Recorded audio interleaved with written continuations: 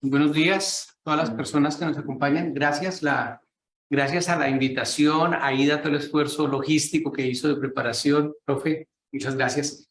Creo que es una charla donde no voy a salir impune, ni voy a salir, voy a resolver fácil mi salida, que hay personas de diferentes posturas, y eso está bien, eso es la academia, de diferentes nacionalidades. Hay un amigo de Hungría, una amiga de Rusia, y por supuesto esto nos mete en unas discusiones. Yo casi que les decía que de ellos la charla yo me retiro, pero amablemente pues, dicen que está bien que yo diga algunas cosas. Mi invitación fraterna es que al final tengamos un intercambio de ideas con un punto de partida, y es que después de muchos libros, artículos, de ir allá, duré 40 días en Ucrania, tengo muchas dudas sobre lo que realmente está pasando. Y me parece que lo más decente que puede decir uno es, vea, yo no sé si eso es 100% seguro, porque la mano de información que hay sobre lo que sucede es tan brutalmente, tan exageradamente, yo creo que no hay palabra para definirlo, mentirosa, que sobrepasa nuestras propias capacidades de análisis. Uno ve una ciudad como Kharkov que fue bombardeada a orillas del mar, y uno mira y resulta que allí no hay mar. Y nos dan unas fotos del Líbano que corresponden a eso. Pero del otro lado también nos han mentido, o sea, de ambos lados es tan grande la mentira que nos lleva a reflexionar sobre lo que realmente estamos viendo. Algún día un dirigente chino decía que es muy temprano todavía analizar la Revolución Francesa. Imagínense el riesgo de nosotros de analizar la guerra de Ucrania, que no lleva ni un año. Entonces, la última fase de la guerra de Ucrania no lleva ni un año, entonces, ¿cómo la analizamos? Eso implica un riesgo también muy elevado. Segundo, que nadie tiene todos los elementos. Entonces, siempre alguien dirá, pero es que le faltó mencionar que en Titiribí pasó. Sí, eso sucede. Entonces, yo voy a compartirles la experiencia que yo tuve, mi mirada, y a partir de ahí hacemos el debate. Creo que hay otro elemento que hay que tener en cuenta, y es, yo no creo en la idea de las guerras híbridas. A académicos ahora les encanta la guerra híbrida. Pues es que todas las guerras son híbridas. Basta leerse Homero, la Ilíada de la Odisea, y verán que todo lo que pasa en las guerras, incluyendo las mentiras, pues están ahí, desde el caballo de Troya en adelante. Entonces yo no sé por qué a veces nos encantan guerras de quinta categoría y guerras híbridas. Yo me aparto de ese tipo de categorías y lo aclaro de entrada. Por supuesto que uno cuando habla de una guerra también tiene afectos y desafectos, y uno llega allá y hay cosas que le gustan y dice, de pronto esto es cierto, de pronto esto no es cierto, y no es una ciencia pura en la cual uno, estando en medio del conflicto, dé cuenta. Es como cuando un pez no se da cuenta que está en el agua, nosotros que estamos en el aire. Eso requiere un grado, digamos, de conciencia superior de un pez para poder hacer conciencia de eso. Estar en medio de una guerra no nos resuelve todo. Entonces, con esas premisas voy a tratar de compartir lo que yo he visto, lo que yo he leído, lo que yo he entendido y lo que creo que pueda darse. Es posible que al salir de la charla ya haya sucedido alguna cosa. Por ejemplo, lo que está sucediendo ahorita en la central nuclear de Zaporilla, y ahí hay un debate grande. Una central nuclear es la más grande de Europa, mucho más grande que Chernóbil. Entonces parece que Ucrania le está bombardeando, digo parece, que no me consta, pero parece que no, que es que los rusos tal cosa, pero parece que es que los rusos lo quieren hacer para echar la culpa a Ucrania, pero parece que los ucranianos lo quieren hacer para echar la culpa a Rusia. No hay claridad. La OEI, la Organización Internacional de Energía Atómica, está pidiendo acceso. Rusia, hace como media hora leía que Putin dice que sí, que pueden entrar, pero quieren controlar o quieren crear una zona liberada. Ahí nomás tiene uno todos los elementos de la confusión con respecto a Ucrania, si es una cabeza de playa para asegurar una zona liberada, o al contrario hay un interés real de garantizar que no hay un escape nuclear. Pero cuando hablamos de un escape nuclear estamos hablando de la planta nuclear más grande de Europa, con unas consecuencias catastróficas para el mundo si eso sucede. No porque el mundo sea Europa, cuidado, no he dicho eso, sino porque la economía europea determina buena parte de la economía mundial. Entonces, con esas cosas vamos a tratar de decir algo. Entonces voy a empezar, por favor, vamos a empezar por mirar. Y la primera característica que yo veo, las guerras, ¿por qué la proyectamos? Eso, gracias. Las guerras, ¿por qué yo creo que la guerra de Ucrania es particular? No porque sean de ojos verdes y blanquitos, como decían algunos periodistas en frontera, que decían, hombre, es que estos son refugiados rubiecitos, o sea, hay que recibirlos. Al mismo tiempo que estaban haciendo cosas tan terribles, como en Alemania, donde 2 edificios de migrantes, de refugiados o afganos fueron expulsados para darle esos apartamentos a los refugiados ucranianos. O sea, yo no estoy cayendo en eso, ¿vale? Pero estoy diciendo la gran diferencia es que mientras la guerra de Yemen está limitada a Yemen, la guerra de Palestina al mundo no le importa, la de Birmania ni siquiera la gente, no sabemos dónde queda Birmania, la guerra de Ucrania también está localizada geográficamente en términos de la acción militar, está delimitada a Ucrania, pero el impacto que produce es un impacto mundial. Entonces, los precios de fertilizantes no es una broma, que los argentinos, si hay algún argentino, un argentino en la sala, sabrán corregirme o desmentirme, y es los precios de la producción de soya en Argentina, están marcados por eso. El 80% del grano que consume Nigeria viene de Rusia o de Ucrania. Solo para dar 2 ejemplos, pero hay muchos países en el mundo, países que están en crisis, como Afganistán, como Yemen, Siria, Líbano, que consumen grano de estos 2 países. Entonces, el mercado mundial, pero además uno ve el aumento de los precios en Alemania o en España. De regreso me quedé en España y un litro de aceite de girasol que valía 1.5 euros, ya vale casi 5 euros. O sea, es un aumento muy global de la economía, de la inflación, con impactos en Japón, por ejemplo, y también en Estados Unidos. Es decir, lo que se está jugando es una crisis económica, pero además la cantidad de dinero que está invirtiendo, las fracturas que se empiezan a ver, las tensiones dentro de Europa, y con eso ha generado pues un mercado también especulativo. Mi profesor de Derecho decía, el dinero es cobarde, creo que alguien está tratando de entrar. Bueno, se arrepintió de entrar. El dinero es cobarde y es cierto. El dinero no tiene patria, decía Marx, y eso es cierto. El dinero se acomoda donde se acomoda. Si el negocio está ahí, está ahí. Entonces, a veces los nacionalismos para eso poco ayudan. Entonces, sí, por eso yo lo coloco que es una pelea entre Rusia y Estados Unidos. Yo creo que sí hay una tensión clara. Y hay un renacer, si es que algún día murió, de la idea de los imperios. A eso me voy a referir un poco al final, porque en relaciones internacionales siempre hablamos de estados interdependientes, dependientes, soberanos, autónomos. Yo decía, a ver, hablemos en serio, porque aquí nos enfrentamos a un dilema, voy adelantándolo, las Naciones Unidas son un organismo democrático, el derecho internacional le importa a alguien, y bueno, eso es parte del debate. La siguiente.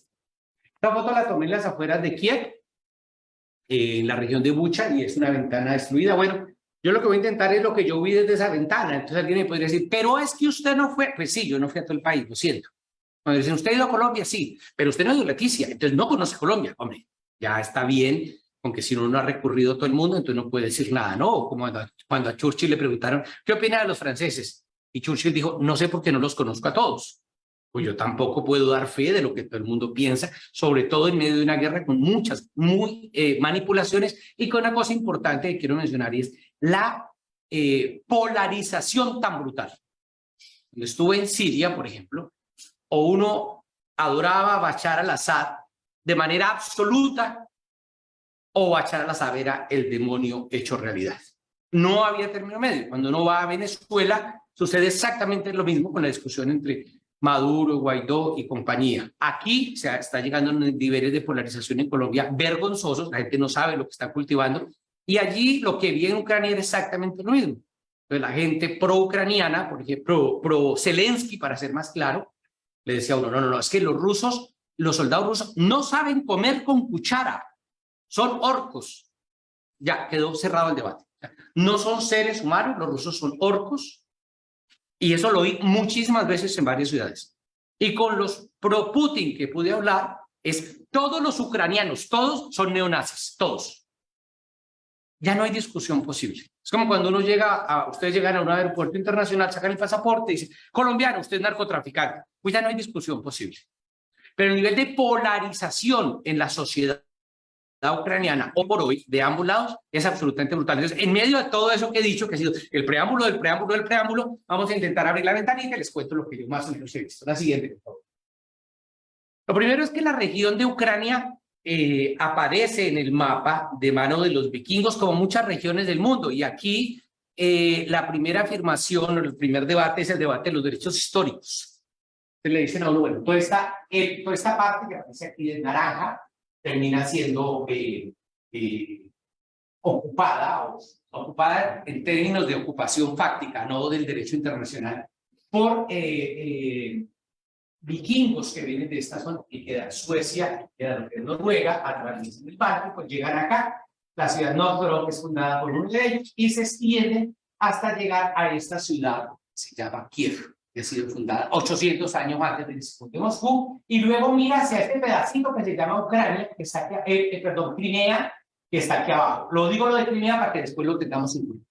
Esta es una ampliación que se da y una consolidación de una propuesta, no es un Estado moderno, el Estado moderno, diría Norberto Bobbio, no existe el Estado premoderno, ¿no? El Estado de la modernidad y se acabó. Bueno, no voy a entrar en ese debate, por favor, porque aquí nos dan las tantas. Pero lo interesante es que aquí se da una mezcla, y entonces esa mezcla entre población local, vikinga, ciudades, productores, agricultores, se expande y crea, así por favor, un proyecto que en últimas es lo que se conoce como la Rus de Kiev, que es una serie de principados donde está incluido Ucrania, Kiev, que está fundada en 1482, unas cositas de aquí que se llama Galicia y Volinia, que son dos regiones muy importantes porque después las veremos en la guerra nuevamente, y fíjense que toca territorios de Bielorrusia, Letonia, de Estonia, y incluso de Polonia, que es otro de los debates, y todo este proyecto es lo que se conoce como la Rus de Kiev, la siguiente.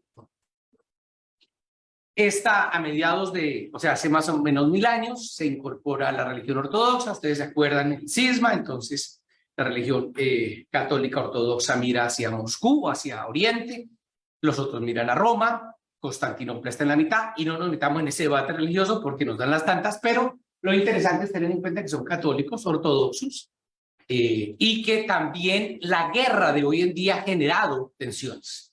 Entonces, visitando Kiev, uno ve iglesias católicas ortodoxas que traen diferentes símbolos en sus entradas, fotos de guerreros o remembranzas de tal o cual batalla, teniendo en cuenta también su filiación o su apuesta política en medio de la guerra. La siguiente. Y bueno, todo ese territorio, vasto y entero, se consolida con una idea de principados. Tal vez el príncipe Vladimir es uno de los más importantes, que se extiende y hace relaciones con el Imperio Bizantino, pero lo más importante es que ya aparecen los mongoles. Y los mongoles terminan por generar un gran ataque a Kiev. Kiev es donde ha nacido lo ruso. ¿Qué es lo ruso? Es como, a ver, paréntesis dentro del paréntesis. ¿No ustedes recuerdan el cuento Ulrica? Es un cuento de Borges. Ulrica es el nombre de una mujer, es un típico nombre de mujer escandinava. Esta es una mujer noruega y le pregunta, ¿usted de dónde es? Yo me llamo Ulrica y soy de Noruega. Es el personaje de Borges. Y entonces ella le pregunta a él, y usted dice, yo me llamo, creo que Javier además, y soy de Colombia. Dice, ¿y qué es ser colombiano? Y él contesta, la mejor definición que yo he escuchado de Colombia es, ser colombiano es un acto de fe. ¿Qué es la comida colombiana? No, las arepas santanderianas. No, la comida tolimense. Vaya Dios a saber qué es lo colombiano. ¿Qué es lo ruso? Y esto ya nos mete en graves problemas. Porque tengo entendido que hay más de 20 lenguas diferentes que se hablan en Rusia.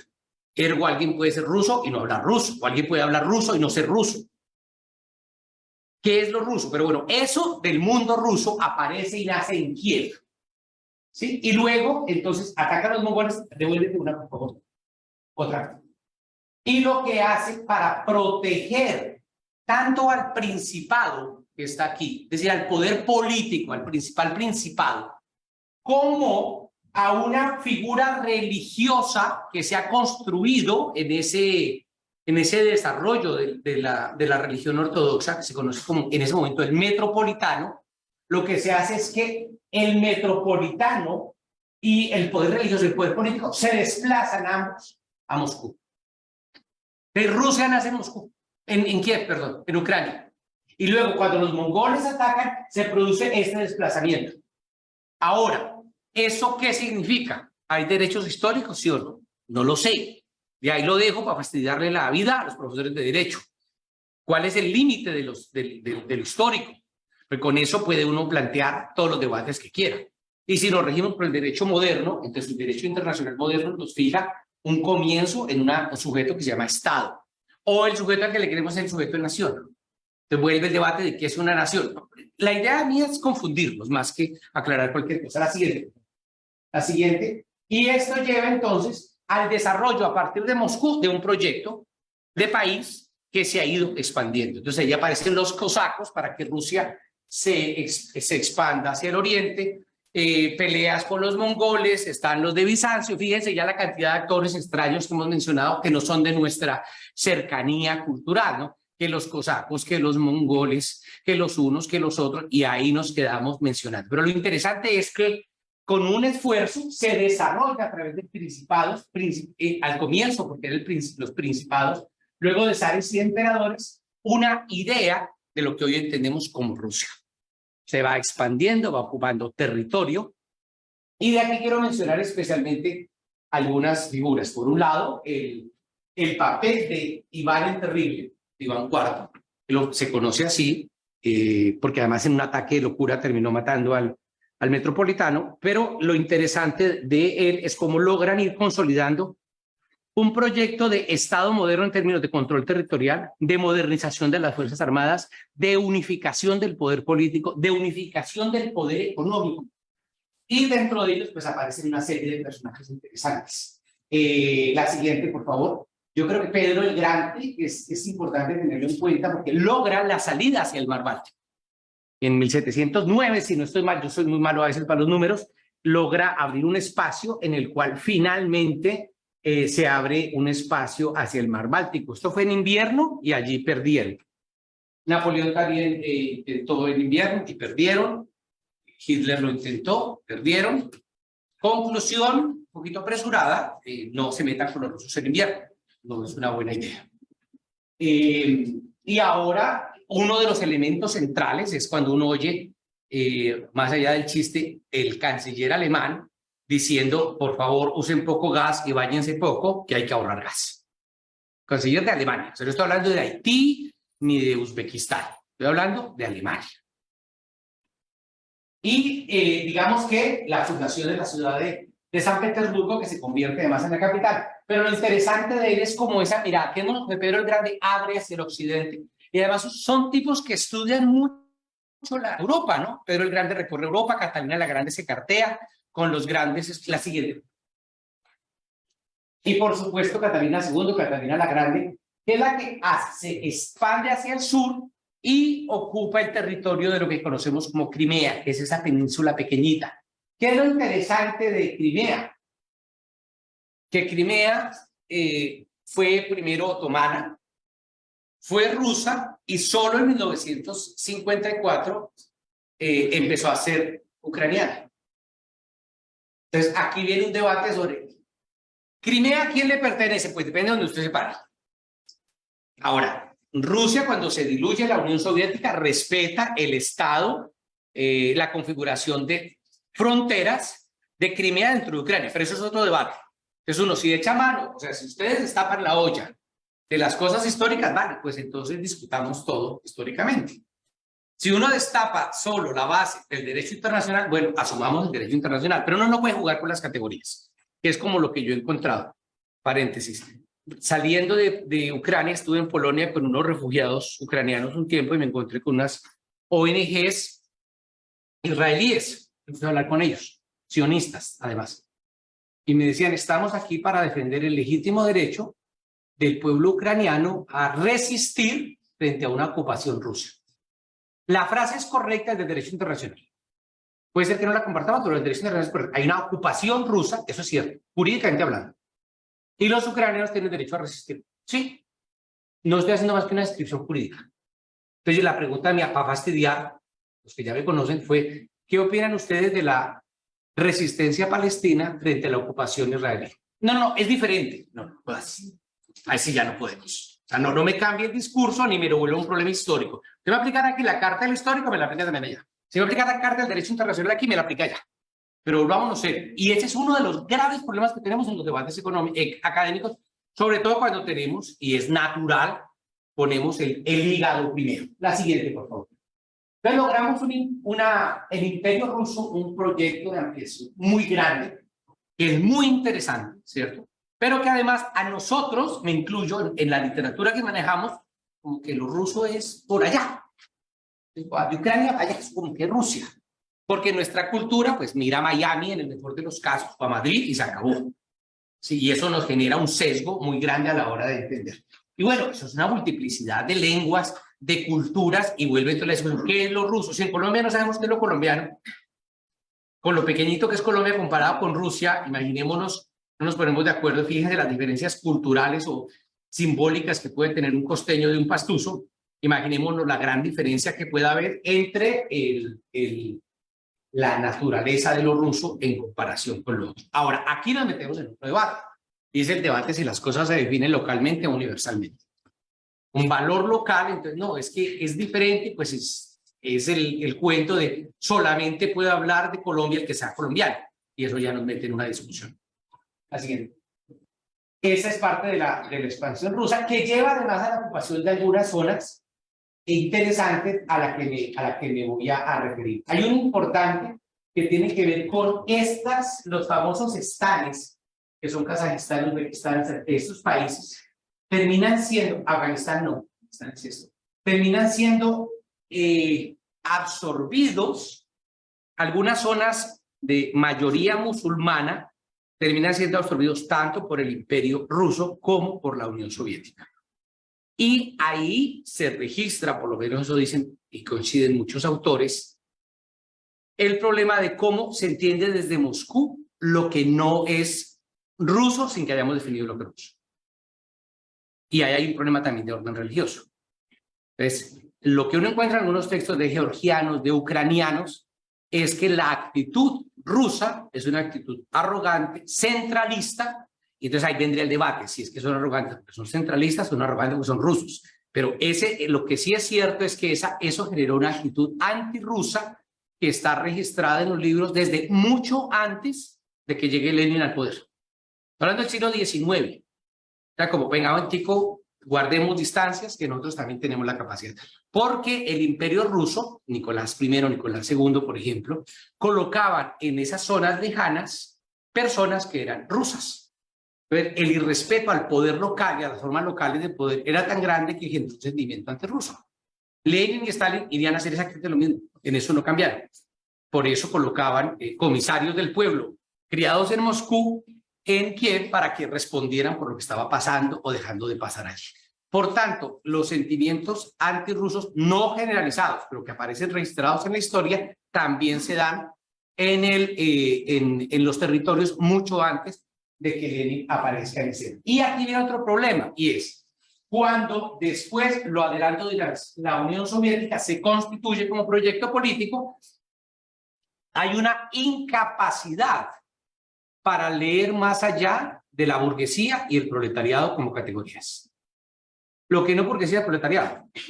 Explíqueme en Afganistán, donde no hay desarrollo industrial, no hay burguesía, pero tampoco es proletariado, es un país feudal. ¿Cómo explica usted burguesía y proletariado para justificarme la presencia soviética en Afganistán en los 70? Pues no hay de dónde. Y eso lleva también a un error de cálculo. Abro paréntesis para acercarlo a nuestra realidad.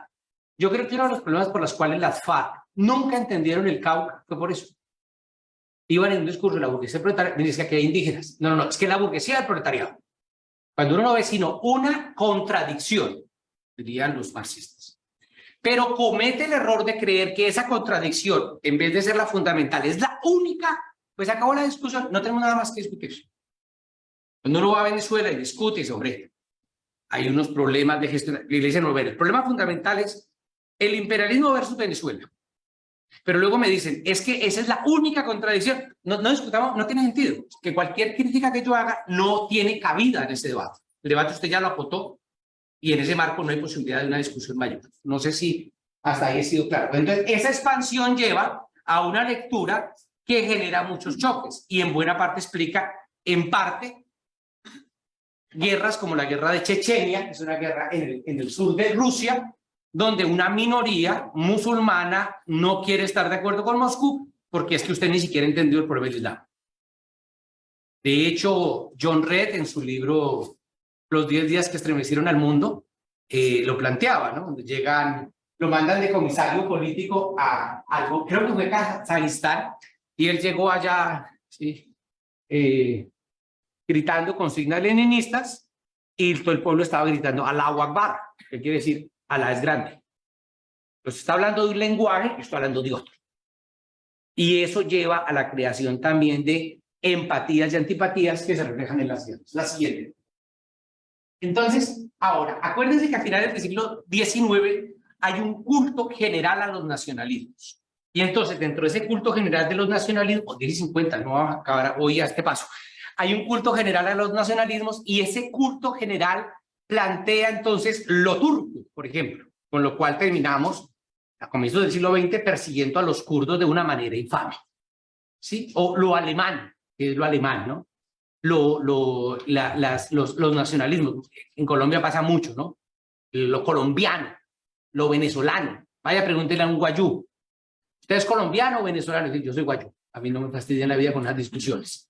Pero es parte de cómo vemos a veces la realidad. Y se da una revolución, que es la famosa Revolución de Octubre, que termina por consolidar un proyecto que es la República Socialista Soviética de Ucrania. ¿Qué es lo interesante? La siguiente, por favor. Y es que este pedacito del oriente de Ucrania no hacía parte de Ucrania. Este pedacito se lo anexó Lenin, que es un pedacito muy industrializado. ¿Cuál es el problema? Ahí no hay ningún problema doméstico. A ver si logro decir lo que quiero decir. Si un papá y mamá en la familia deciden que Pedro y Juan comparten cuarto y María tiene un cuarto solo, no hay ningún problema. El poder de la Unión Soviética era tan vertical y tan centralizado en Moscú que la división de, hombre, usted coja este pedacito, usted coja este otro, no pasa nada, porque finalmente todo eso se decide en Moscú. Entonces un pedacito que defiende Moscú, otro pedacito que defiende. Juntar o separar territorios no tiene ninguna implicación para ese momento histórico, pero sí va a tener implicaciones después. Y ahí es donde tenemos el problema. Entonces, hasta aquí, hasta 1917, esto es Ucrania. Pero ya a partir de 1922, Ucrania tiene que contarse con esto. La siguiente, por favor. Se produce una cosa bastante discutida, que es el famoso Holodomor. Son las series de medidas económicas que toma Stalin, ya ha sucedido a Lenin en el poder, con lo cual genera una hambruna. Ahí hay discusiones sobre cuántos, pero esa discusión no puede ser numérica, la tenemos sobre todos los genocidios del mundo, hay discusiones de son tantos, no son tantos, ese no es el debate, ¿cierto? Es el cálculo que se hace, y lo interesante es que devolvámonos un poquito. Se da la Segunda Guerra Mundial ahí, y fíjense que ahora estos territorios los gana Stalin durante la Segunda Guerra Mundial. Entonces, la frontera ahora ya no es lo mismo, ya Ucrania hay que incluirlo en términos de estas, que eran los principados de Volhynia y Galicia que pertenecían a Rus de Kiev del pasado. La siguiente. La siguiente. Estas son algunas de las fotos que se recuerdan. Todo esto es en Odessa, el papel las tomé allí, el papel de los ucranianos en la Segunda Guerra Mundial, con una cosa interesante. Dicen los registros que más de 1,5 millones de ucranianos pelearon en las filas a favor del Ejército Rojo para expulsar a la invasión nazi. Pero se calcula que 300.000 ucranianos pelearon a favor de los nazis para expulsar al Ejército Rojo. Pero además hay unas figuras muy curiosas que no terminan de definirse, porque hubo gente que dijo, no, yo ayudo. Fíjense el problema de las alianzas, que es tan complicado. No, yo me voy con A para fastidiar a B, pero yo no estoy de acuerdo con A, pero lo utilizo. O yo me voy con B para fastidiar a A, pero lo utilizo. ¿Eso nos vuelve necesariamente miembros del otro lado? No lo sé. Los kurdos de Irak, por ejemplo, recibieron plata de Estados Unidos. ¿Eso nos vuelve agentes de la CIA? Yo creo que no. Este debate lo tuvo en Venezuela. Compañero, los kurdos recibieron plata de los Estados Unidos. Ergo son agentes de la CIA. Entonces yo, en mi natural impertinencia, dije, hombre, con esa regla de 3, su Simón Bolívar con el Imperio Británico, porque recibió plata de los ingleses para pelearle a los españoles. Fíjense lo peligroso que es hacer esas simplificaciones a la hora. Si yo soy de la resistencia francesa, estoy en las calles de París pegando tiros contra los nazis y me llega un fusil, hombre, bienvenido. Me da igual si ese fusil es hecho en Estados Unidos o en Bélgica.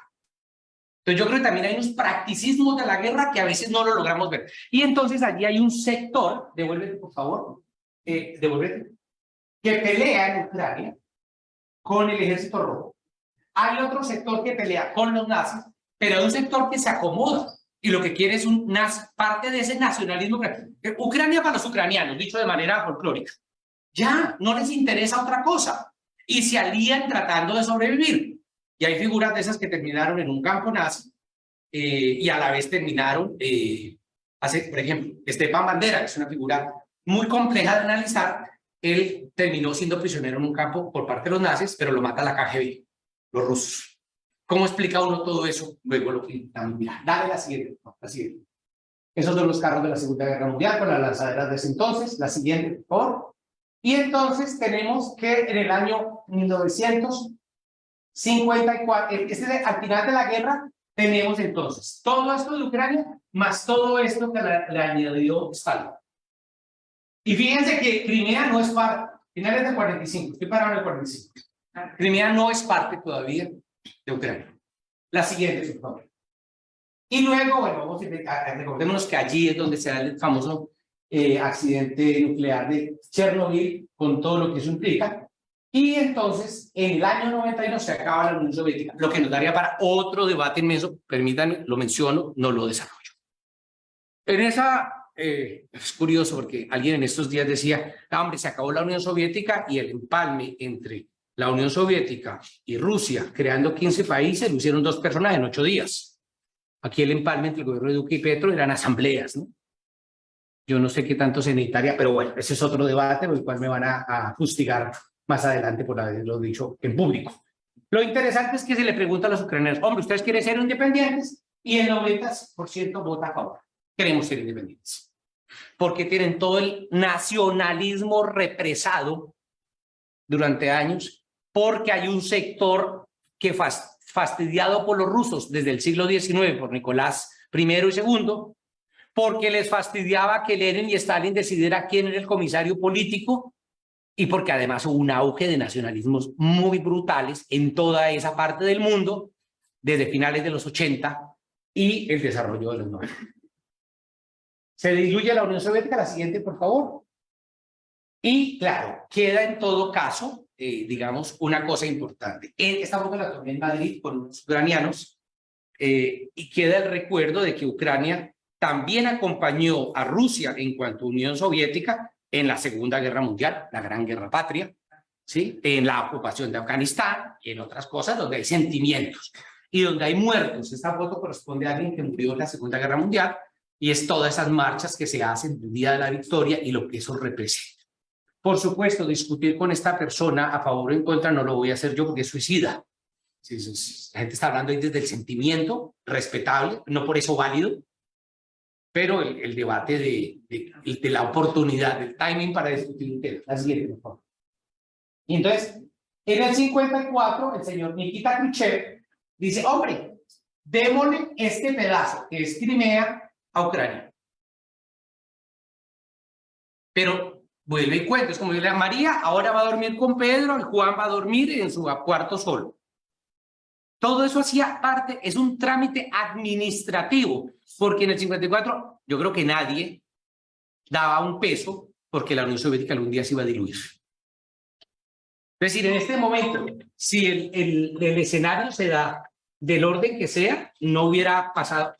Perdón. Y nos dijeron que lo pusiéramos en silencio. Entonces... Lo interesante aquí es ver cómo la geografía de Ucrania es cambiante. Claro, ¿eso lo niega como nación? No, yo no he dicho eso. Yo defiendo la nación kurda y no tiene una geografía oficial. Pero hay un problema, es que entendemos como Estado. ¿Desde dónde nos paramos? Ahora, si aceptamos el Estado ucraniano, que nace después de la caída de la Unión Soviética, desde el derecho internacional, tenemos que aceptar que Crimea es parte de Ucrania. Entonces, el problema es que la gente juega con las categorías. La siguiente, por favor. Y esta es la Ucrania que tenemos completa, entonces, incluyendo el 54. Seguimos, por favor. A ver si logramos llegar al día de hoy. La diferencia de lenguaje, pues, es muy grande. Sin embargo, esta diferencia de lenguaje no significa necesariamente una diferencia política. Ni es cierto, por lo menos en lo que yo vi, que a los rusoparlantes en Ucrania los están persiguiendo para asesinarlos. La zona de Odessa es una zona donde la inmensa mayoría habla ruso y la inmensa mayoría son anti-Putin. Y vi gente saliendo a construir trincheras para esperar a que llegaran los rusos. Era la sociedad civil movilizada. Uno de los muchachos que logré entrevistar me dice: fui a presentarme al cuartel y no me dejaron entrar a filas porque ya no tienen más armamento. Es decir, sí hay un movimiento, eso es innegable. Puede ser que a uno le guste o no le guste, es otra cosa. La valoración que uno hace. Pero el problema es devolvámonos a los factos, y los factos es que sí hay una movilización social de una buena parte del pueblo ucraniano apoyando a Zelensky. ¿Quién es Zelensky? Zelensky, después me refiero a él, es un presidente que antes fue comediante y que ahora es presidente. Como el alcalde de Kiev, Vitaly, cuyo apellido nunca puedo pronunciar bien, era un boxeador, campeón mundial de peso pesado. Yo tuve la posibilidad de entrevistarlo allí en Kiev. La gente no está diciendo, antes decía un boxeador y un comediante. Después de que el 24 de febrero empieza la guerra, y cuando le dicen a Zelensky: señor Zelensky, usted necesita salir del país, y él dice: yo no necesito un avión, necesito un arma. Hasta los más anti-Zelensky terminan convirtiéndose en pro-Zelensky. Eso no quiere decir que sea bueno, estoy contando lo que pasó. Pero el tipo también ha ilegalizado 11 partidos políticos de oposición. Uno de los negociadores fue asesinado del lado de Zelensky, lo acusaron de traidor y lo mataron, punto. Entonces, cuidado, porque cuando uno dice algo, o sea, la popularidad no significa que esa persona sea justa. No quiero mencionar aquí algunos nombres de gente que fue muy famosa, y eso no quiere que estuvieran haciendo las cosas bien. Al que le cargue el Uribe y que se lo chante. Entonces, tengan cuidado porque esto existe, pero no quiere decir que sea una afiliación política definida. La siguiente. Entonces, tenemos una Ucrania independiente, pero además tenemos un problema. Y es que en el año 91 tenemos arsenales nucleares tanto en Rusia como en Ucrania. Entonces, ¿qué es lo que se plantea? Que Ucrania le devuelva las armas nucleares a Rusia en el 94, con el compromiso de que entonces, con el compromiso de que usted pero me respeta a mi integridad territorial. Entendiendo por de integridad territorial el mapa del 54 para acá. Entonces, esto nos, bueno, luego viene un momento de una revolución en la que luego le explico, el Euromaidan, el conflicto armado, la anexión de Crimea y la guerra actual. Entonces, en el 94 se hace un memorando donde efectivamente todas las armas nucleares que tenía Rusia, Ucrania, se la trasladan a Rusia. Entonces ya quedan en territorio ruso. Y ese memorándum de Budapest reconoce además entonces que no se va a agredir la independencia política de Ucrania. Y ese compromiso lo firma Rusia como Estado. Aquí hay una cosa importante. Los compromisos, pacta sunt servanda, dicen los abogados, son para cumplirlos. Pero son compromisos de Estado, no de gobierno. Por eso, yo sigo siendo impertinente, es una total torpeza política y una ilegalidad internacional lo que hizo Duque de tratar a Cuba como lo trató. Porque es que el que firmó un protocolo no fue Juan Manuel Santos, el señor de la esquina. Fue el presidente Santos, o expresidente hoy, a nombre del Estado colombiano. Por tanto, eso no se puede cambiar. No, es que a mí me parece que no. Hombre, es una falta de seriedad absoluta. Y claro, ahí entiendo lo que puede ser una política de gobierno, pero las políticas de Estado no pueden. Entonces, el Estado ruso como tal dice respetar la soberanía de Ucrania. La siguiente, por favor. Y luego nos vemos a una revolución que... A ver, yo ya tengo problemas con esto de las revoluciones de los colores. Porque es que hay un problema semántico absolutamente grave y los colombianos amamos eso. Y es que si el problema es semántico, compramos la pelea, y el problema es el verbo o el adverbio, la realidad no nos importa. Y podríamos dar aquí miles de ejemplos, ¿cierto? Sobre esa discusión. Entonces empieza la discusión sobre revolución. Hombre, para mí, y esto es un comentario personal, la revolución francesa, la revolución rusa, la revolución de los Estados Unidos. Pero uno no puede llamar a cualquier alaraca revolución. Y ese es uno de los problemas que tenemos en el mundo actual. Entonces, cualquier cosa ya es la revolución. La revolución de los claveles, la revolución de naranja, la revolución violeta, la revolución rosa. Yo no sé si eso pueda llamarse realmente revolución. Ni siquiera las revueltas árabes que sacaron millones de personas en la calle. Yo cubrí eso en Túnez, en Egipto, en Líbano, en Siria. Puede uno llamarlo revolución, porque no se consolidó un cambio realmente de fondo que permita el uso de tal palabra. Pero bueno, llamémoslo en todo caso. Se presenta así, y entonces, ¿cuál es el problema grave? El grave problema es que el presidente Víctor Yanukovych juega tratando de buscar, de responder a la siguiente pregunta. ¿Qué quiere la sociedad ucraniana? ¿Acercarnos a Europa? ¿Hacer parte de la Unión Europea? ¿Vincularnos a la OTAN? ¿O hacer un acuerdo bilateral de mayor integración económica con Moscú y mirar a Moscú? Hay una encuesta que se hace, y estos son los datos que hay. El 38% apoya la asociación con Rusia en ese momento, 2013, no digo ahora, y 37.8% prefería lidiarse con Europa. 38, técnicamente hay un empate. El país está dividido. De hombre, nos va mejor con Rusia, de hombre, nos va mejor con Europa. Eso en principio no es bueno ni malo, es una opción política. ¿Nacionalizamos o no el petróleo? Es un debate político. El problema es cuando esto se vuelve un problema dogmático. Y ahí sí le embarramos, que es a lo que lleva a la polarización, que es a la negación absoluta de la verdad. Abro paréntesis para que no me olvide. Entrevistó a una señora llorando en la frontera, ella iba saliendo a la frontera de Rumania y Ucrania, y me dice, yo tengo una hermana gemela, vive en Moscú. Yo la llamo y le digo que nos están bombardeando, y mi hermana gemela me tira el teléfono, pero antes me dice, yo a usted no le creo, todo eso es propaganda, eso, nadie está bombardeando Ucrania. Usted puede decir, mire, le están bombardeando por A, por B, por C, pero negar la realidad no se puede negar.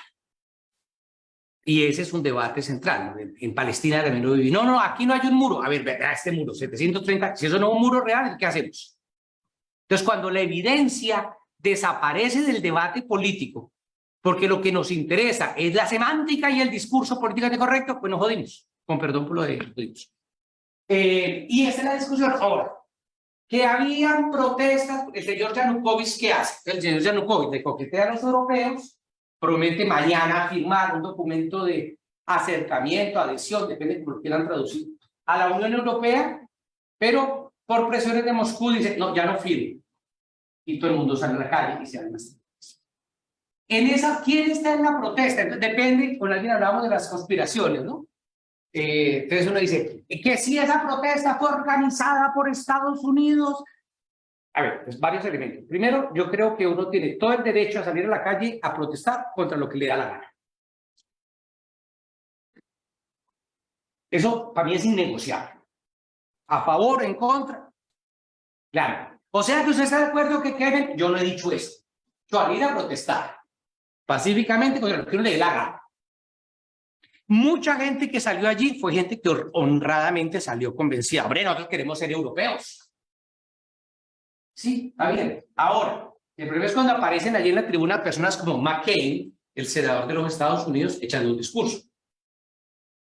Imagínense ustedes un senador en Miami hablando mal de Petro, acusándole de marxista. Pues es lo mismo, ¿no? Lo que pasó con Ted Cruz en estos días. Es decir, la injerencia es absoluta. Entonces la pregunta es, ¿quién empezó a manipular una realidad que nace y que cierra? Yo cubrí la guerra de Siria. Los primeros 3 meses era Siria contra los sirios contra los chinos. Y 3 meses después empezaron a llegar camiones con fusiles. Arabia Saudita. ¿Quién está ahí metido? Entonces tampoco podemos decir, todos los de Maidán eran gente de la CIA. No, pero que allí estaba la CIA. Pues claro, la CIA está en todos lados. Obvio. Tonto pensar que no. Tonto pensar que en la frontera colombo-venezolana no hay grupos de la CIA. Y no hay que ser conspiranoide para saber que así se mueve. Y aquello termina en 2 cosas importantes. La siguiente. Por un lado, una serie de masacres. Esta foto la tomé en la iglesia de San Miguel. ¿Cómo se llama? Es el monasterio de San Miguel, donde salieron corriendo. Todo esto lo recuerdan todavía estos muchachos. Y fue gente que fue asesinada. Ahora hay un hotel famoso, cuyo nombre no recuerdo, en la Plaza Maidán. Bueno, Maidán traduce plaza. Entonces la gente habla de Plaza Maidán. Somos así. La plaza. Y los empiezan a matar desde un francotiradores. Se calcula que murieron 100 civiles y 20 policías. quienes disparaban de manera indiscriminada. ¿Quién estaba detrás de eso? Los agentes de la ex KGB para controlar la revuelta. Los agentes de la CIA para echar la culpa a Rusia.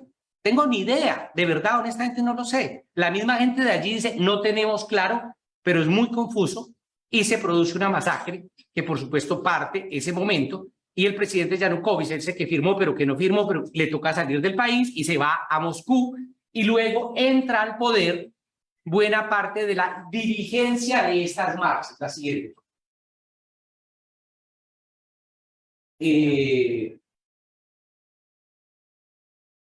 Ahora, estas marchas giran y miran a Europa, ¿estamos? Ahora, hay un sector de la población que sigue mirando a Rusia, no ha desaparecido, ¿me siguen? Cuando alguien se pierda, levante la mano y repetimos desde el comienzo porque toca, entiéndanme por favor, mi angustia es que lo que diga yo acá, hombre, no es que me crean, sino que tengamos elementos en los cuales podemos discutir. Y esta gente sale a hacer marchas a favor de Rusia. El sector donde son más fuertes las marchas a favor de Rusia es en el oriente, lo que se conoce como Donbass, que es Donetsk y Lugansk, pero que es la zona que Lenin le anexó, que era de la Unión Soviética, que se le entregaron a Ucrania cuando Ucrania avanzó hacia el oriente. Y la zona donde más desarrollo tiene la propuesta proeuropea es la zona de Lviv o Leópolis, de Galicia y Volhynia, que es la zona que Stalin le ganó a Europa en la Segunda Guerra Mundial. Y otra gran presencia muy fuerte prorrusa es la parte de Crimea, donde la gran mayoría habla ruso y que quiere independizarse, además de Rusia, de Ucrania.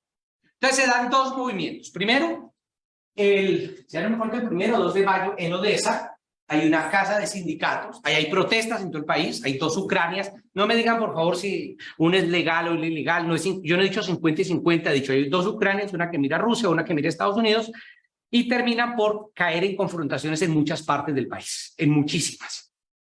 En Lviv, pues por supuesto los proeuropeos triunfan, en Donetsk, pues por supuesto los prorrusos. En Odessa hay un debate muy grande y hay una casa de los sindicatos que termina siendo rodeada por los pro-europeos y le prenden candela y mueren quemados 40 y pico de personas. Eso está ampliamente documentado. Lo curioso es que quien se queda en el poder son los pro-europeos. Pero además, devuélvete una, por favor, otra.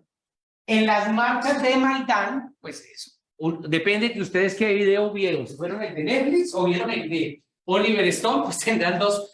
Sí, para Netflix todos eran luchadores por la libertad y el de Oliver Stone, todos eran agentes de la CIA. Un jodido total, 2 discursos totalmente opuestos. Casi que hay que verlo con pinzas.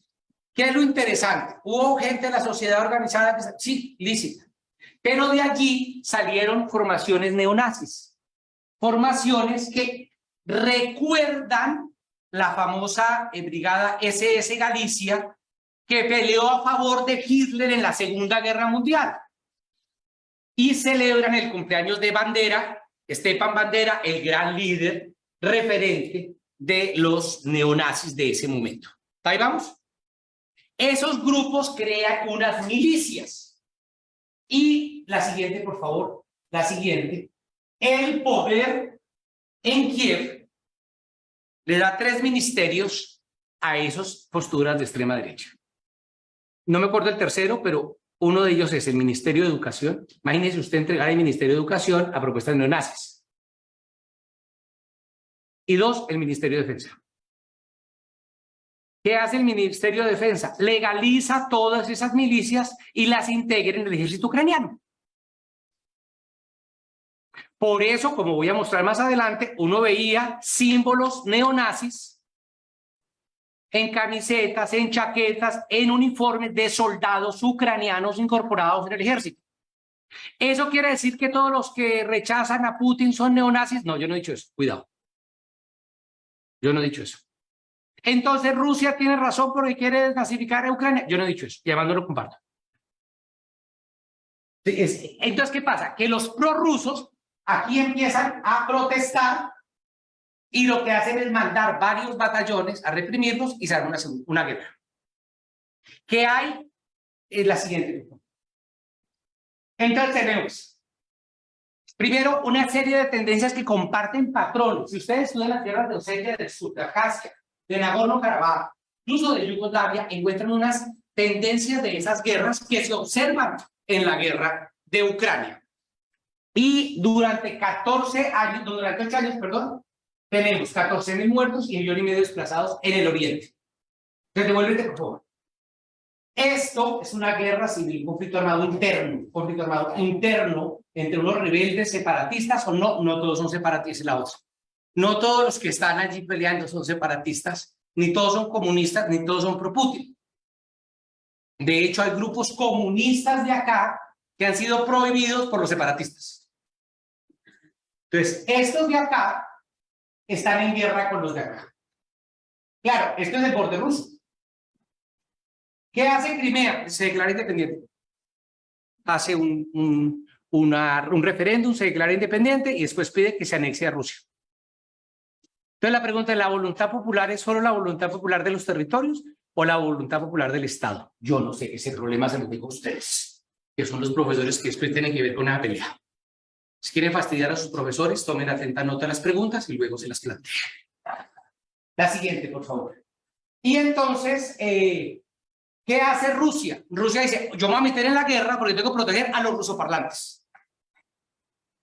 Pero eso tiene mucho de trampa porque la guerra de Abjasia, de Osetia del Sur, la plantea así, la de Abjasia también. Entonces empieza a plantear cosas como, bueno, usted tiene tanta edad, lo voy a hacer ruso, le doy pasaporte ruso y le doy pensiones.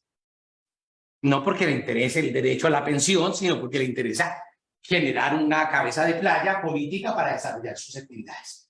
Y luego, entonces, estas dos regiones, devuélvete, por favor, se declaran independientes y el día siguiente Rusia la reconoció. En febrero de este año. Sigamos. Avancemos. Avancemos. La gente, mire, somos tan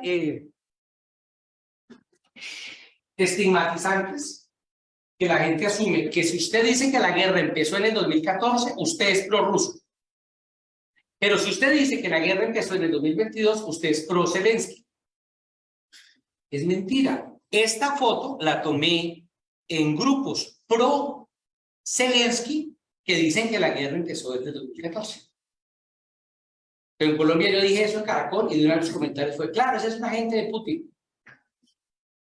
O sea, no somos capaces de leer. Yo creo que uno de los problemas es casi que volver a la lógica matemática para poder entender ciertas cosas en los debates políticos.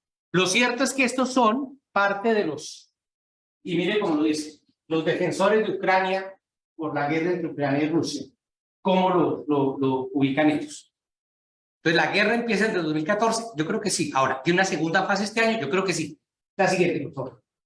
Y estos son algunos tanques de guerra capturados a los separatistas, pero son tanques de guerra rusos. Es decir, Rusia estuvo ahí dándoles armamentos, tanques, camiones y todo lo que pudiera. ¡Claro!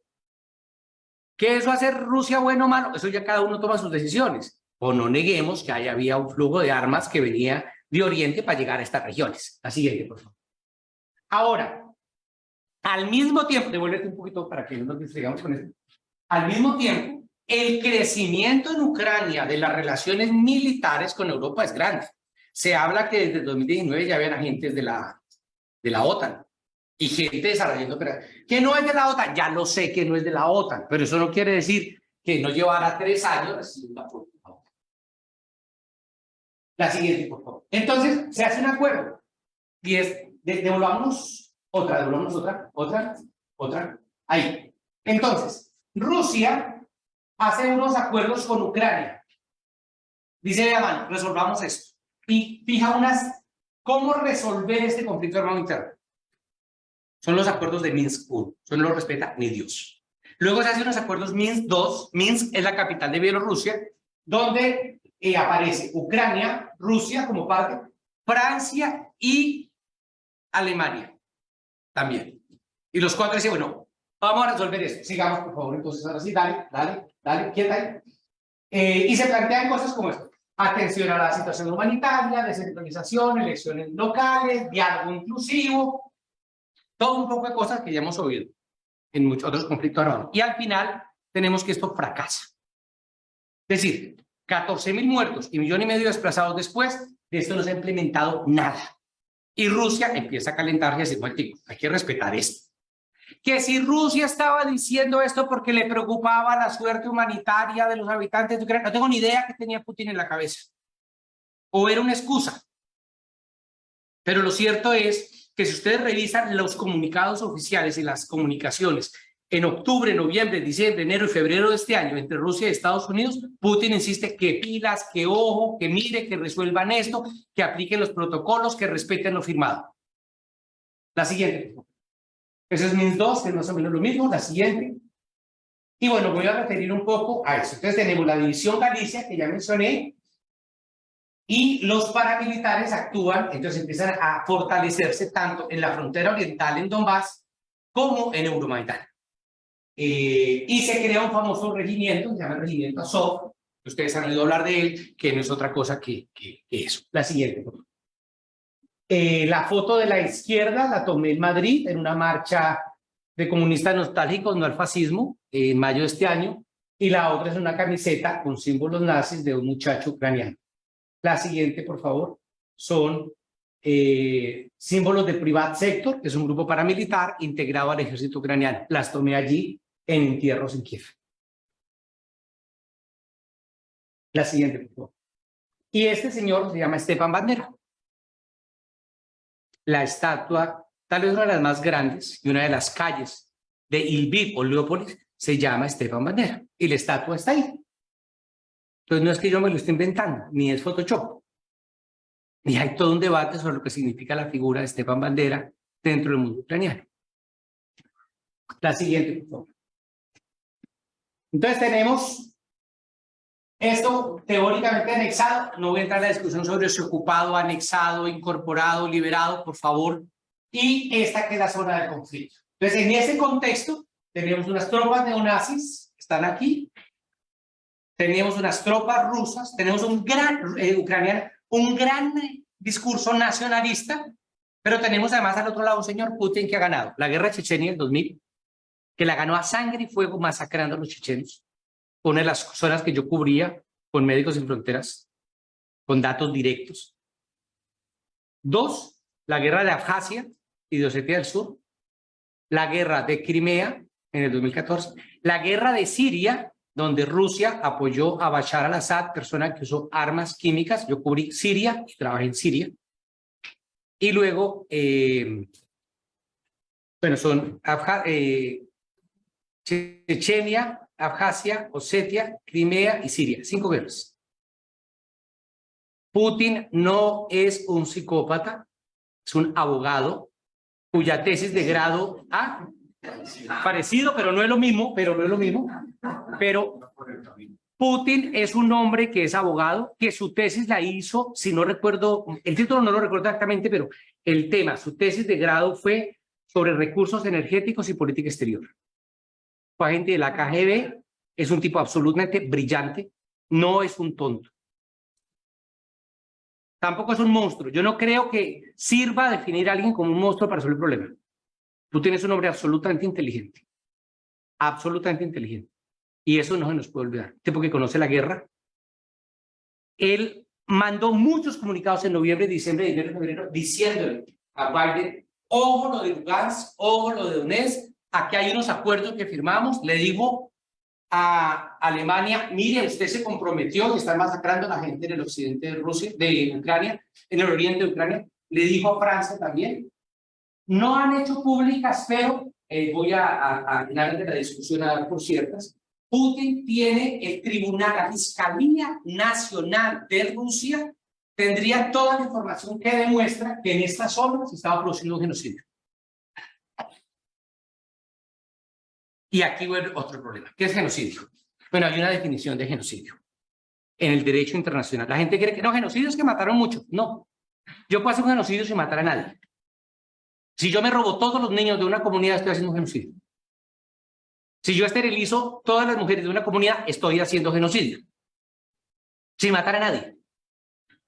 Se requiere otros elementos. Pero bueno, más allá de la discusión Es tanto digamos, el descrédito del derecho internacional que cuando uno dice crímenes de guerra, eso no conmueve a nadie.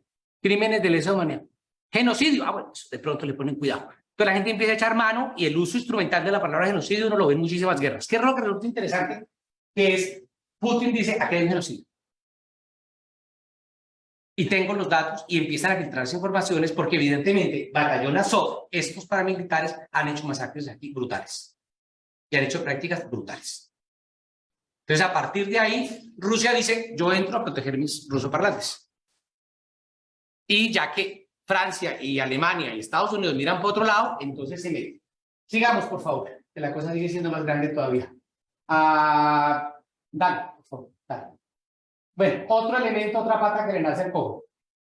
En el año 1991 se acaba la Unión Soviética y ahí existen dos pactos militares. Un pacto es la OTAN, la Organización del Tratado del Atlántico Norte, donde están los países que siguen Estados Unidos. En últimas, llamémoslo por su nombre, es el ejército de Estados Unidos en Europa. Y por el otro lado tenemos el Pacto de Varsovia, que son los países que están, que siguen a Moscú, a la Unión Soviética. El Pacto de Varsovia se disuelve con la disolución de la Unión Soviética y se dijo que inicialmente había un diálogo que había sido una conversación verbal, pero que no había compromiso, ya hasta, yo no sé alemán, así que Der Spiegel, creo que se pronuncia, la revista alemana, publica los documentos de, no, evidentemente, Europa, cuando la Unión Soviética se disuelve para dar lugar a Rusia, Europa dice, y Estados Unidos, vale, no vamos a plantear la OTAN, no vamos a ampliar la OTAN. La OTAN se queda donde está. Es una organización militar defensiva. Y resulta que de 13 países que tiene la OTAN en 1991, hoy día tiene 30. Y todos se han ido ampliando hacia el oriente. ¿Que un país, un estado es independiente y puede hacer lo que quiera? Sí y no. ¿Qué opinaríamos si Rusia despliega 5 bases militares en la frontera colombo-venezolana, pero del lado venezolano?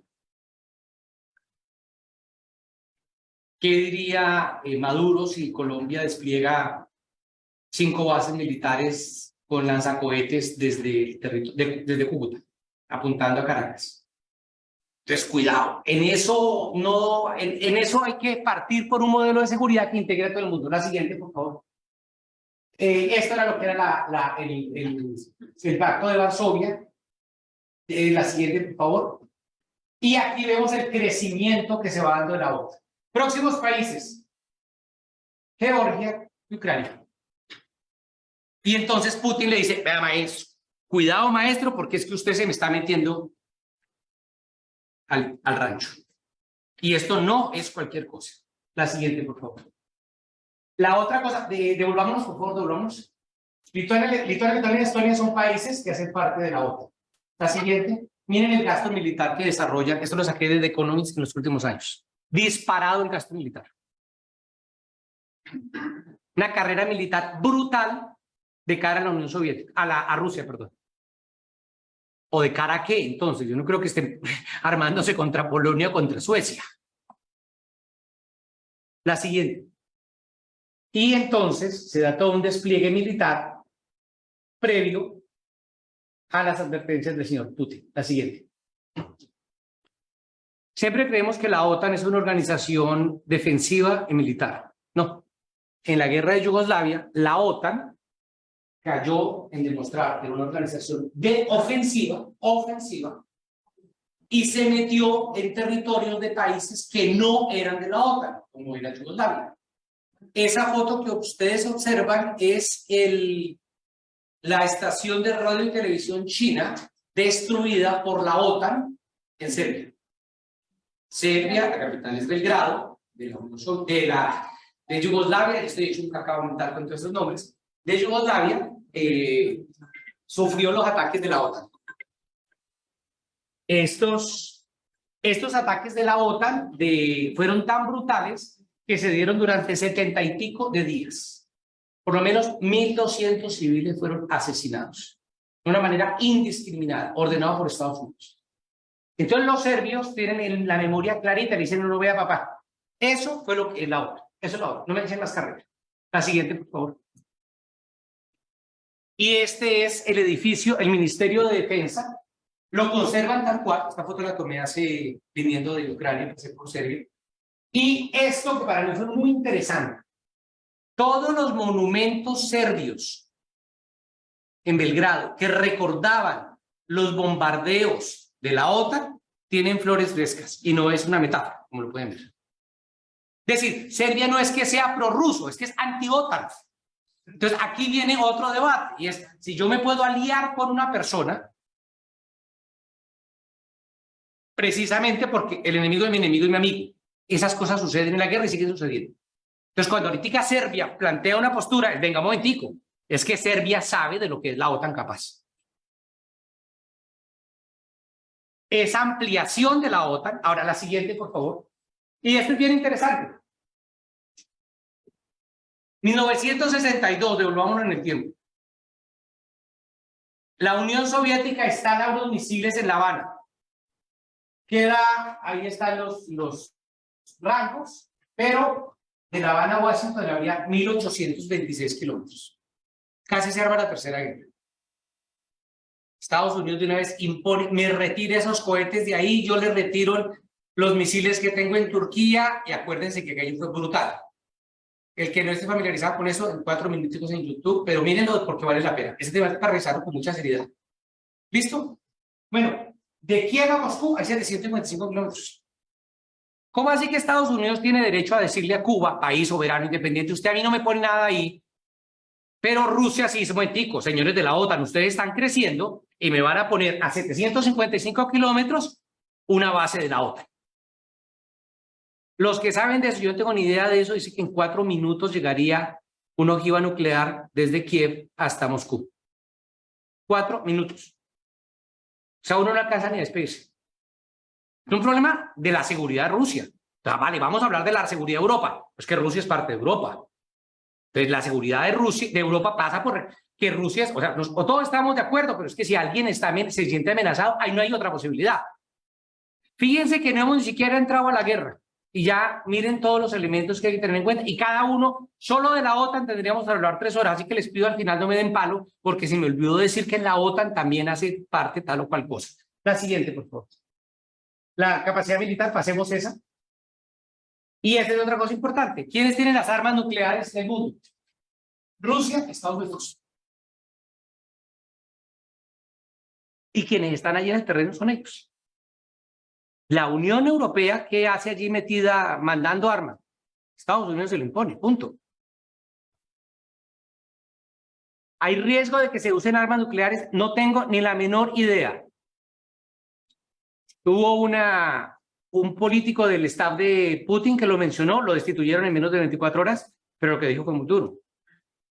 Dijo, ustedes nos buscan, bueno, lo dijo de otra manera más decente, ¿no? Menos bogotano. Dijo, ustedes nos buscan y en 20 minutos tenemos que bombardear Londres. Y no es broma. El riesgo de que la cosa... Esto no es Yemen, no es la guerra de Siria, no es Irak. O sea, con los rusos no se juega y con Estados Unidos tampoco. La siguiente, por favor. Y luego entonces tenemos que Rusia le vende, mire, otra pata que le nace al cojo, le vende gas a Europa. Y Europa no tiene autonomía ni soberanía energética. Entonces hay dos, Nord Stream 1 y Nord Stream 2. El Nord Stream 2 lo trancaron, pero no se construye, no lo construyen. Mire, hermano, si usted vende pan y yo le digo que no le compro pan, su pan se pudre. Si usted vende gas y yo le digo que no le compre el gas, no se lo venda, tranquilo, no hay problema, ahí lo guardo.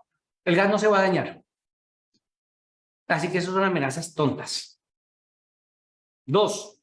Me recuerdo una frase de Fidel Castro por ahí en los 80, cuando la deuda externa. Dijo, si yo le debo 1 millón de pesos, no, 100 millones de pesos a mi banco, yo estoy en problemas. Si yo le debo 10.000 millones de pesos a mi banco está en problemas. Claro, toca renegociar. El problema no es que Rusia tiene que vender el gas, no, es que Europa necesita comprar el gas. Y entonces, el Nord Stream 2 se paralizó por completo y ahora el Nord Stream 1 tiene un problema, es que hay que hacerle mantenimiento. Se mandó una de las turbinas a Canadá y luego Rusia dijo, a mí Canadá me está embargando y me está bloqueando en medidas económicas, yo no voy a aceptar que me devuelvan eso de Canadá. Los polacos y varios países de ahí dijeron, pues le vamos a pagar el gas, me lo paguen rublos. Si no, no lo venden. O sea, cuidado con eso que torear potencias no es un chiste. La siguiente, por favor. Ya esto no mencioné, sigamos la siguiente, por favor. Bueno, entonces, ¿qué es lo que se da? Ucrania dice, queremos ser parte de la OTAN y se agarra a eso. Rusia pide, hombre, no fastidien con la ampliación a la OTAN. Ucrania hace una gran ofensiva en febrero de este año en la zona del Oriente, ¿recuerden? Pero así bombardeos y ataques a civiles, una cosa brutal con el uso de armas, cluster bombs, bombas racimo. Eso está documentado. Y claro, al momento en que Putin dice, a ver, pero esto es una masacre, y va aumentando, miren los niveles de intensidad de guerra en cualquier instituto serio, y van a ver cómo aquello se calienta. Entonces, es cuando el 21 de febrero Donetsk y Lugansk declaran que somos independientes, Rusia los acepta y Rusia entra a la guerra. Hay un despliegue militar días previos, todo el mundo saca tropas a la calle, incluso los suecos sacan a Gotland, que es una isla que queda sobre el Báltico, tropas, todo el mundo empieza a movilizarse. El pánico, pues por supuesto, de que la cosa trascienda, porque si la guerra salpica un tercer país, aparte de Rusia y de Ucrania, estamos en una tercera guerra y no es un chiste. Y entonces se empiezan una serie de sanciones económicas contra Rusia, pero hay algo más grave que las sanciones económicas, que es todo el espíritu de rusofobia. La siguiente, por favor. Los bombardeos que se dan en sitios estratégicos, ¿no? La siguiente, por favor. Y se atacan más de 70 objetivos militares ucranianos. Luego entran a las tropas reconocidas en Donbass y los refugiados, cientos de miles de refugiados que van creciendo todos los días. La rusofobia a estudiantes de Europa es brutal, pero en el mundo, entonces hay unos conciertos de Tchaikovsky, los prohíben porque él es ruso. Hay un seminario en una universidad italiana sobre Dostoyevsky, lo prohíben porque él es ruso. Una cirujana amiga de una muy amiga mía en Alemania, en Berlín, ella es rusa, es oftalmóloga, perdón. Y todo el mundo canceló las citas porque usted es rusa. En el fútbol, o sea, y entonces todo lo ruso es malo y empieza una vaina terrible, vergonzosa, dolorosa para la humanidad, porque eso sí ya no es negociable. Podemos discutir que no estamos de acuerdo en un punto de análisis político sobre Putin, pero de ahí a perseguirlo porque usted es colombiano o porque esa vaina es terrible. Entonces toda la rusofobia, todo lo ruso es malo. Hay un director de orquesta que lo sacan corriendo también de Holanda. Bueno, estudiantes que son expulsados de las universidades, todo eso. Y estoy utilizando fuentes de Occidente, cuidado. No me van a decir, es que usted solo leyó en Pravda. No. Lo leí en The Economist, lo leí en The Guardian, lo leí en periódicos europeos, ¿vale? En The Washington Post, por ejemplo, que es gringo. Entonces, ahí hay una arremetida brutal contra la idea y es la satanización de los rusos, que es absolutamente vergonzoso y fake news para todos los gustos, como lo mencioné al comienzo. Presentan, por ejemplo, Antena 3 de Televisión Española, presenta unos bombardeos brutales que realmente correspondían a un videojuego, por ejemplo, videojuegos de estos de los muchachos y las muchachas bombardean hasta, y eso lo colocan como imágenes, colocan imágenes de bombardeos en Gaza, colocan imágenes de bombardeos de todo orden. O sea, yo tengo la lista de algunas de las cosas que he publicado y es absolutamente brutal porque del otro lado también se empiezan a plantear cosas y entonces ya no sabemos qué es lo que está pasando. En ese momento es cuando yo digo, hombre, hay que ir a mirar aquello. Dale, la siguiente, por favor. Hay una cadena de tanques de guerra, una gran columna de tanques de guerra que intenta llegar alrededor de Kiev. Yo creo, no lo sé, yo estoy en la cabeza de Putin, creo que estaban esperando un triunfo rápido o que Zelensky se fuera del país. Acuérdense que en esos días había pasado lo de Afganistán y el presidente de Afganistán coge una maleta de dólares y adiós bien. Y Zelensky se queda y finalmente esa columna de tanques fue atacada. La siguiente, por favor. Esa foto es mía, cerca a Bucha.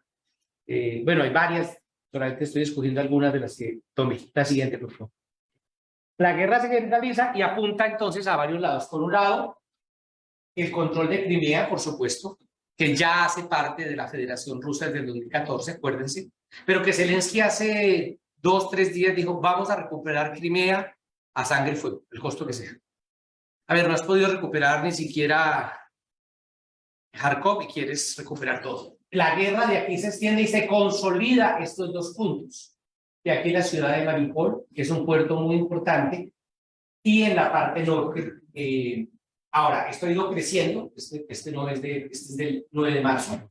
Y aquí hay una cosa interesante, y es que esto se ha consolidado con la presencia, y queda 45 kilómetros de distancia.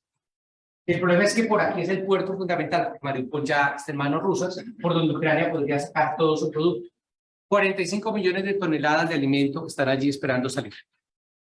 Pero los rusos tienen otra cantidad de alimentos para el mundo. Entonces los rusos también dicen, jodas que Ucrania pueda vender, pero a ver, yo quiero vender y yo sí soy víctima del embargo.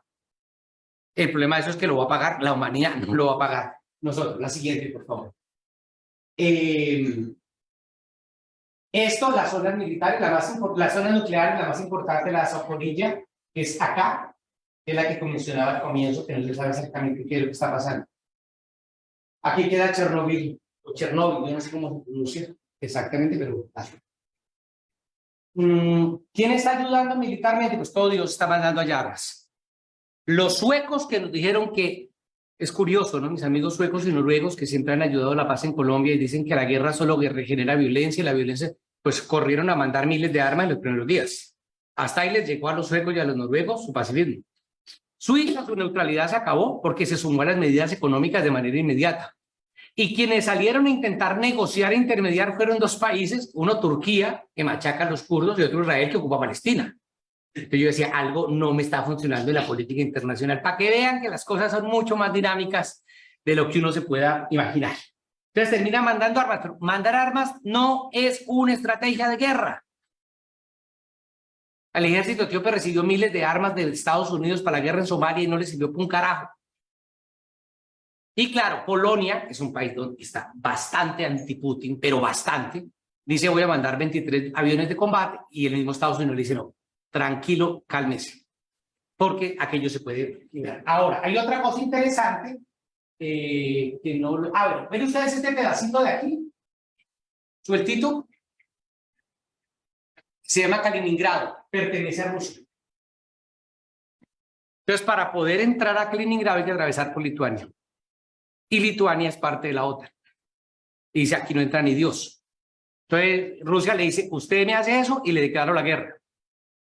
Y ahí hay otra tensión enquistada que daría para una enciclopedia incluso entera. La siguiente, por favor. La acción humanitaria. Sí, pero es que los negros que iban en los trenes saliendo hacia Varsovia y de Varsovia a Berlín los sacaban del tren. Usted es negro para abajo. Usted no es ucraniano. Yo he trabajado en algunas crisis en Etiopía, por ejemplo. Ojalá uno no tenía ni un saco de harina para darle a la gente. Y crucé la frontera polaca de Ucrania a Polonia, y lo primero que me dieron fue una SIM card con datos y todo. Y bueno, se agradece. Yo no estoy diciendo que no deban recibir a los ucranianos bien. Lo que estoy diciendo es que hay una doble moral, porque al mismo tiempo a todos los refugiados del resto de guerras del mundo, Europa no los recibe, los persigue, los sataniza. Incluso empiezan a haber presentaciones en televisión de Yo soy el rubio, o ese es como nosotros, ese es un refugiado cristiano, ese es un refugiado de ojos azules, es casi como nosotros. Hay como 8 o 10, alguien se tomó la molestia de hacer la selección de prensa al respecto.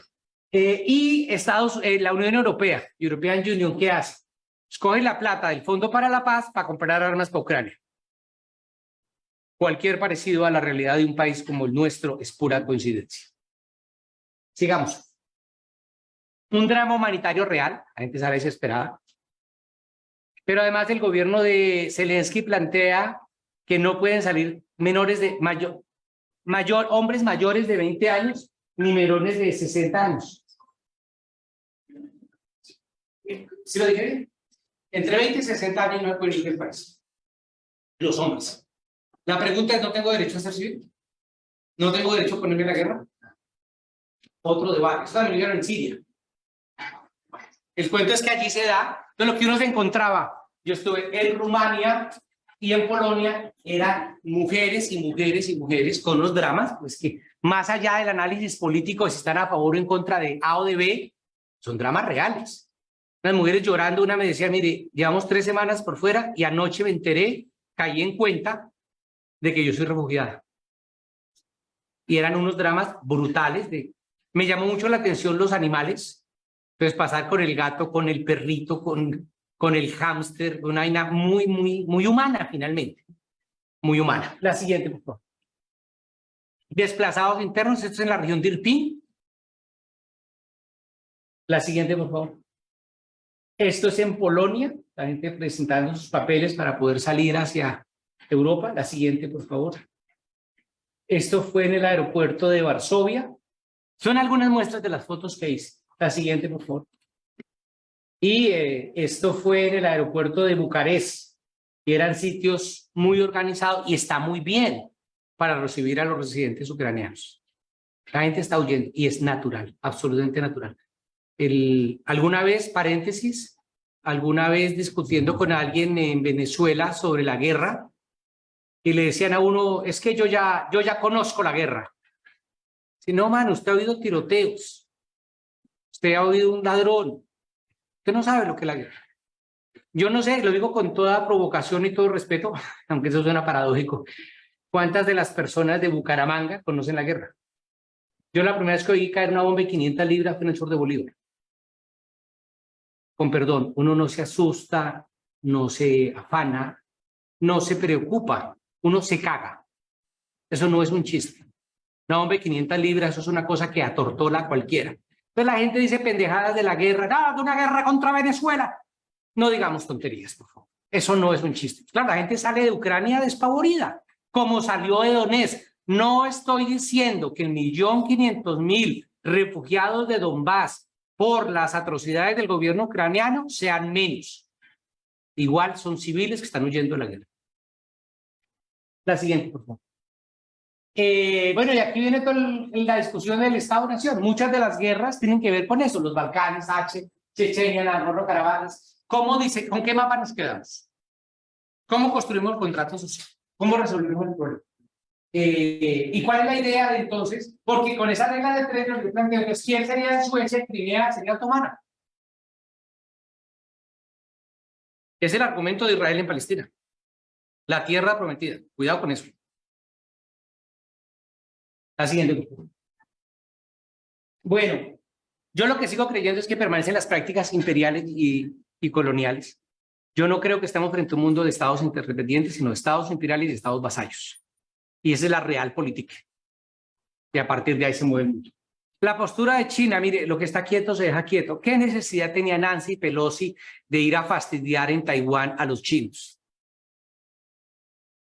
A ver, alguien decía, si alguien sabe, recuerda el autor de la frase, me lo confirma, pues alguien decía algo así como que si todos los chinos saltaran al mismo tiempo, el mundo temblaría, que era una metáfora para decir el poder de China no es una broma. Usted le vende un palillo a cada chino y ya hizo un negocio para usted y sus 3 generaciones de ahí para abajo. El mercado chino no es broma. La importancia de China en el mundo es brutal. Hace como 5 o 6 años se hizo la cumbre de países africanos y se hizo en Beijing. A cada presidente le llevaron su avión y vaya para allá. China no está bromeando. El manejo de la pandemia fue una cosa brutalmente organizada. Entonces, ponerse uno a joder a una potencia militar, pero sobre todo económica como China, es lo menos inteligente que uno puede hacer. Y el desespero de Estados Unidos y la manera en que Estados Unidos trastabilla en los últimos, por lo menos 20 años en política exterior, es que no entiende lo que está pasando en el mundo. Llega un señor Trump y luego pone este señor Biden, que uno no sabe si él ya está envuelto en demencia senil o qué. Ustedes lo ven en serio. Lee un párrafo y vuelve y lee el mismo párrafo y dice, y ese es el hombre más importante con más poder en el mundo, sí. Entonces, ¿qué veo ahí? El fracaso total de la diplomacia. ¿A qué sirve la ONU? Para nada. Absolutamente para nada. A ver, la ONU no es la Organización Mundial de la Salud, ni es ACNUR para los refugiados. La ONU, léanlo, el fin fundamental de la ONU es la paz y la seguridad internacional. Punto. Lo demás son tareas de ONG. Y eso está bien que lo haga Médicos Sin Fronteras y la Cruz Roja. Pues la ONU no fue creada para eso. Luego no me respondan con, pero es que atendimos 50.000 refugiados. Sí, pues usted no fue hecho para eso. Entonces fue hecho para la paz y la seguridad internacional. Pero además el derecho internacional ya no tiene ninguna salida. Y lo otro es que, que no voy a hablar más porque si no, no salimos de aquí, y es inflación y hambruna. El riesgo de inflación en el mundo es real, 10.5 en España actualmente. Y los 20 focos de hambruna a partir de la falta de productos alimentarios y de la inflación de mercados alimentarios en el mundo por la guerra son reales. La siguiente, por favor. Bueno, déjame, voy a mostrarles algunas. Estas son las playas de Odessa. Yo no hablo ni curso ni planera, todo lo hacen en inglés, pero quiere decir algo así que no se metan por ahí, que esa playa no está muy segura. Una mujer vendiendo flores en Ucrania a 2 cuadras del mar, en Odessa. La gente tiene que seguir buscando en la papita.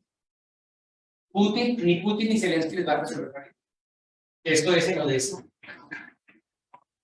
Esto es en Odessa también.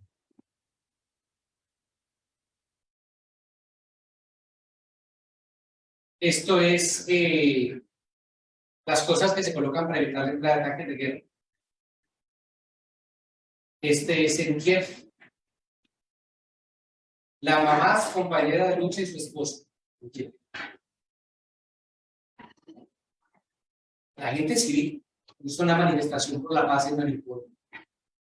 Y ni siquiera era gente que dijera, es que esto es prorruso, esto es pro-Zelensky. No, era gente ya no más. Esta la tomé en un monumento que es el monumento de la amistad, cerca al monumento de la amistad ruso-ucraniana. Esto es en Kiev también, en la zona de Kiev. Esto es Bucha,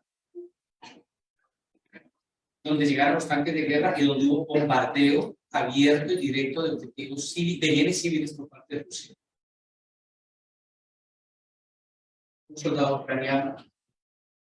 También en eso hay que pedir permiso y compromisos, no sé, tomar la foto del rostro.